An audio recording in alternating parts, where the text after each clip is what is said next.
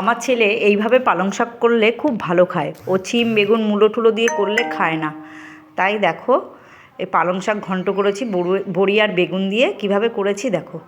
দেখো পালং শাক কেটে ধুয়ে রেখে দিয়েছি, বেগুনটাও ছোটো ছোটো করে কেটে ধুয়ে রেখেছি, আর এই বড়িটা দেখো আমি নিজে দিয়েছি, বিউলির ডালের বড়ি। দেখো তেলে একটু জিরে আর কালো জিরে মিশিয়ে ফোড়ন দিয়েছি, তার মধ্যে এই বড়িগুলো দিয়ে দিলাম। বড়িটা একটু ভাজা ভাজা হলে তারপর পালং শাকটা আর বেগুনটা দেবো। আগে বেগুনটা দেবো, পরে পালং শাকটা দেবো।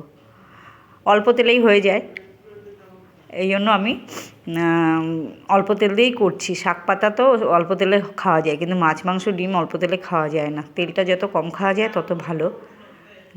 একটু ভাজা ভাজা হয়ে গেছে, শাকগুলো দিয়ে দিচ্ছি।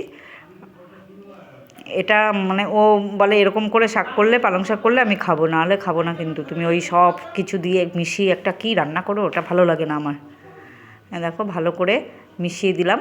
এর মধ্যে আমি কাঁচা লঙ্কা চিড়ে দিয়ে দেবো। ঝাল তোমরা অনুযায়ী দেবে, ঝাল তোমাদের স্বাদ অনুযায়ী।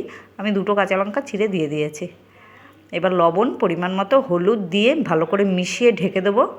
সেদ্ধ হয়ে জলটা বেরিয়ে যাবে, মানে জলটা বেরোনোর পর তারপর গ্যাসটা বাড়িয়ে দেবো, তাড়াতাড়ি হয়ে যাবে। দেখো ভালো করে মিশিয়ে আমি ঢেকে দেবো। 7-8 মিনিট ঢেকে রাখলেই জল বেরিয়ে যাবে, সেদ্ধ হয়ে। দেখো সেদ্ধ হয়ে পুরো জল শুকিয়ে গেছে, একদম রেডি হয়ে গেছে আমাদেরই। এখনও রেডি, মানে ধনেপাতা কুচি দেবো আর হচ্ছে একটু মিষ্টি দেবো। ধনেপাতা কুচি দিলাম। তোমরা যদি ধনেপাতা না খাও তাহলে সেটা বাদ দিয়ে দিতে পারো, আর যারা খাও তারা দেবে। আর একটু চিনি দিয়ে দিলাম পরিমাণ মতো, খুব বেশি না, খুব মিষ্টি হয়ে